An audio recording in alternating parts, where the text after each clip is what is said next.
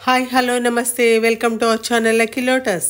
నేను ఇవాళ మీకు చాలా సింపుల్ ఇంగ్రీడియంట్స్ తోటి మినిమంతో చేసుకునేటువంటి ఒక కారపొడి గురించి చెప్తాను. మసాలా కారం అనమాట. ఇదేంటంటే దానికి ఓ 2 చెంచాలు జీలకర్ర, 2 చెంచాలు ఉప్పు, మళ్ళీ 4 చెంచాలు కారం, అంటే 1:1:2 రేషియోలో తీసుకొని పచ్చికారం అనమాట వేసేసి, ఎండుకారము పచ్చికారం ఏమంటారు, మామూలు రా కారం అనమాట, కారపొడి అది వేసేసి మిక్సీ తిప్పుకోవాలి.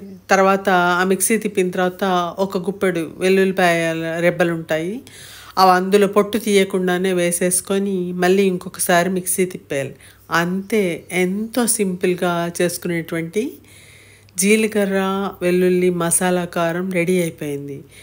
ఇది ఇడ్లీ దోశ అలాంటి వాటిలో కానీ వేడివేడి అన్నంలో కొంచెం వేసుకొని నెయ్యి వేసుకొని తింటే అస్సలు ఇంక ఏ డిష్ మనకు అక్కర్లేదు, అన్నం అంతా కూడా అలా తినేసేయచ్చు. ఆ తర్వాత కొంచెం మిగడ పెరిగేసుకొని తింటే అదిరిపోతుంది అనమాట.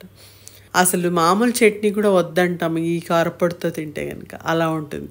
ఈ కలర్ ప్రొటెక్ట్ అవ్వడానికి కొంచెం ఆముదం కనుక కలిపామంటే దీనిలో చివరిలో ఆ ఆముదం కలిపేసి కొంచెం అలా ఉంటే ఆ కలర్ బాగా ప్రొటెక్ట్ అయ్యి రెడ్గా కనిపిస్తూ చూడటానికి కూడా కళ్ళకి ఇంపుగా ఉంటుంది.